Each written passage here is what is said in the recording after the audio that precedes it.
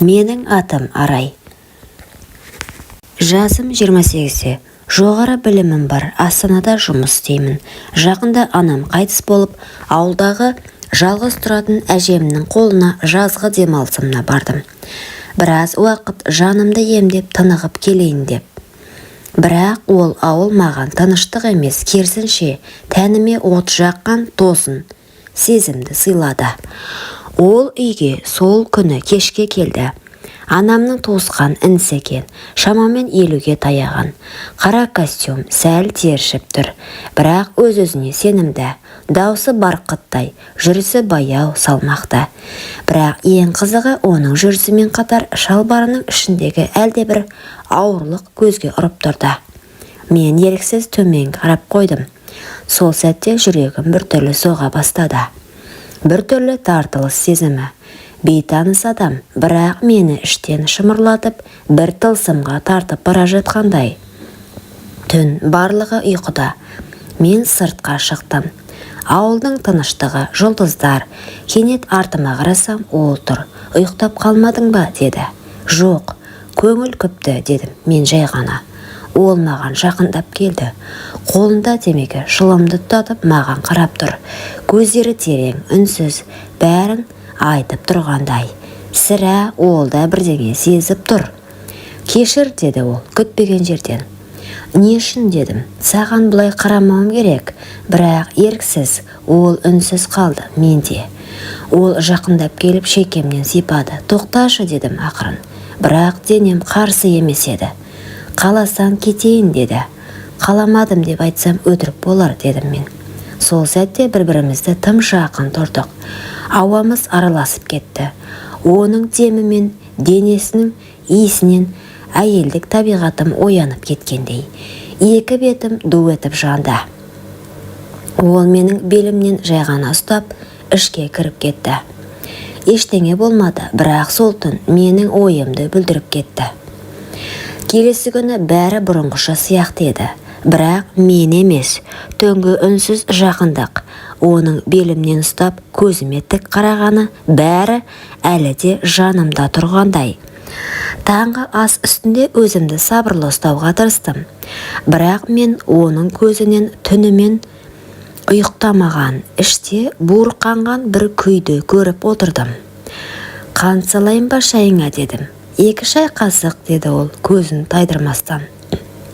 Мен кесеге еңкейіп қан салып жатқанда, оның көзі менің арқамнан төмен сырғып беліме, одан ары тағы да сол жерге, тура сол түнгі ойларымыз ұласқан тұсқа түскенін сезіп тұрдым. Арай, деді кенет. Иә, сен қазір кетсең, мен өкініп қаламын. Бірақ қалсаң, бұл ауыл сені кешірмейді. Мен кешірім үшін емес, шындық үшін өмір сүргім келеді, дедім жай ғана. Сөйтіп, орнымнан тұрдым да сыртқа берт дедім. Бірақ ол менің соңымнан ерді. Кешке қарай бақшада жалғыз жүргенмін. Ол артыма келіп үнсіз тұрды. Бүгін сені түсімде көрдім, деді. Қандай түс? Сен мені сүйіп тұрсың, бірақ мен саған тиіспей тұрмын. Сонда сен жылап жібердің, неге мені қаламайсың деп. Ол жақындады, мен қозғалған жоқпын. Себебі қаламағаным емес, күткенім еді. Ол қолын мойныма қойып, бетіме еңкейе түсті. Тынысы маған тиді. Мен көп дүниені бастан өткірдім, Арай. Бірақ дәл сен сияқты мені іштен қопарған әйел болмапты, деді.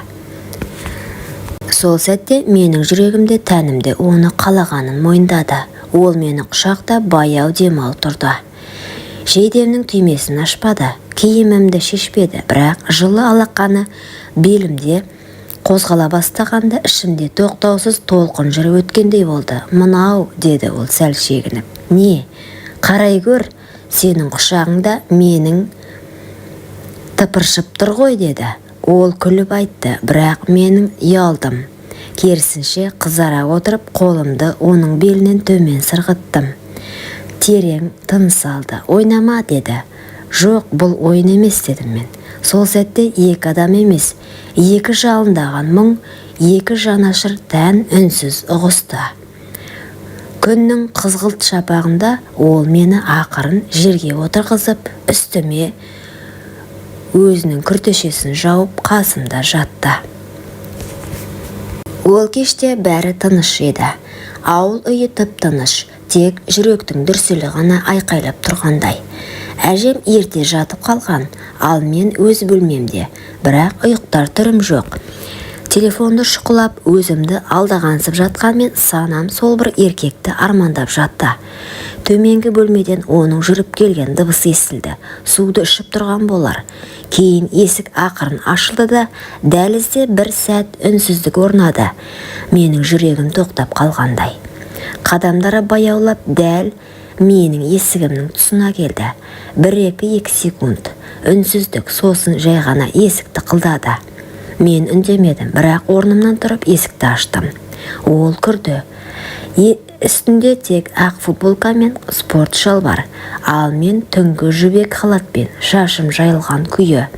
Бөлмеде тек 2 демнің дыбысы ғана қалды. Мен саған тиіспей-ақ кетейін деді. Бірақ кеткін келіп тұрған жоқ қой, дедім мен ақырын. Ол күлді, бірақ көзі жанып тұрды. Жан жүрегіммен мені тілеп тұрғанын жасыра алмады. Қаласаң қалайын, деді. Мен жай ғана басымды изедім. Ол маған жақында баяу құшағына басты. Жай емес, сақтықпен, дірілмен, бірақ шексіз нәзіктікпен. Сол сәтте менің денем күйіп бара жатқандай еді. Оның алақаны арқаммен сырғып төмен қарай беліме жеткенде мен еріксіз демімді ішіме тартып қалдым. Сен тоңып тұрсың ба, Рай? Жоқ, жаным ысып барады, дедім. Ол мені төсегіме жайғастырып үстіме ақырын отырды. 2 алақаны менің бетімді сипады. Көзіміз сөйлеп тұрды. Сосын оның денесі менің денеме жақындасқанда бәрі тоқтады. Уақыт жоқ, әлем жоқ, тек екеуміз ғана. Сол түні біз бір-бірімізді аштық. Киім емес, ойлар шешілді. Ет емес, сезім тоғысты. Оның демі мойнымнан шарлап, қолы менің сыздаған тұстарымды сипалай өтсе, мен де қарап тұрмадым. Қолым оның ішінен сырғып баяу төмен қарай созылды. Тоқта, деді бір сәт. Неге? Өзің дайынсың ба? Сол сәт дүние біз үшін қайта басталды. Таңға дейін бәрі үнсіз болды. Бірақ үнсіздіктің ішінде аңырсыған дем, жанды шымырлатқан ыстық тиюлер және ең соңында жастыққа аққан көз жасы да болды. Ол мені құшағына алып жатты. Қайтам, деді сыбырлап. Қайда? Ертең ауылға кетемін. Бұл арман болып қалуы тиіс. Мен үнсіз ғана оның дәу самайын ақырын ұстадым. Бұл қоштасу еді. Бірақ менің тәнімде, жанымда оны ешқашан босатпайтынын енді білдім. Таң, күн әлі шықпаған, бірақ мен ұйықтамағанмын. Төсекте шалқамнан жаттым. Кеудемде бос кеңістік, жанымда иісі ғана қалған дене.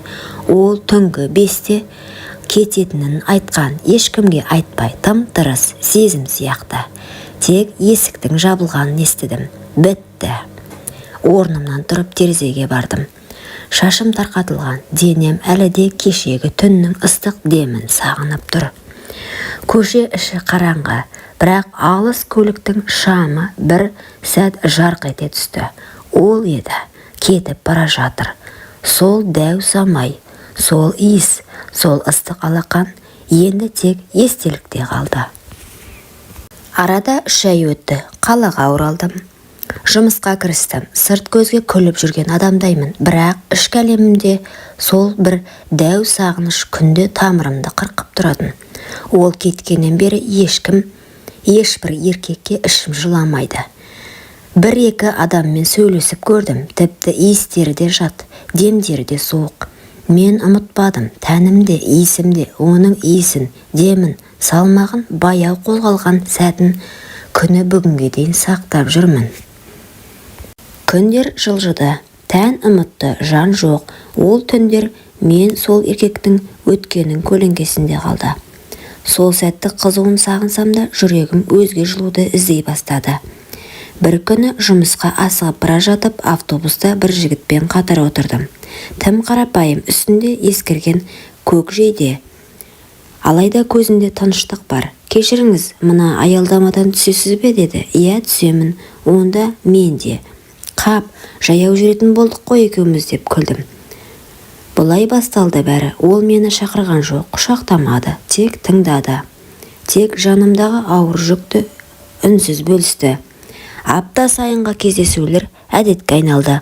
Енді мені құмарлық емес, сенім баурап алды.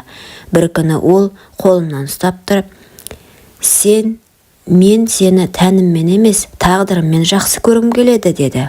Сол сәтте мен көзімнен жас шығып, жай ғана «Мен дайынмын, өзімді енді ғана тауып жатырмын», дедім.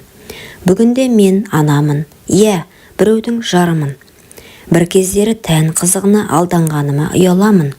Бірақ мен сол арқылы өзімнің шын әйелдік болмысымды таныдым. Жан рахаты тән ләззатына емес, түсінік пен құрметке негізделеді екен. Бүгінде менің күйеуім дәл сол қарапайым жігіт. Ол жатын бөлмеде керемет болмағанымен, бірақ махаббаты алыптай. Әжем маған соңғы рет алақанын жайып ақ батасын беріп еді. «Қызым, өз бақытыңды тап» дегені әлі күнге дейін жаңғырып тұрады құлағымда. Сол бата бергеннен бері мен де өткеннің елесін артқа тастап, жаңа өмірге қадам бастым. Бұрынғы еркекті ойламайтын болдым. Оның жылтырақ өмірі мен жалған сезімі көңілімнен өшті. Әжемнің батасы қабыл болды.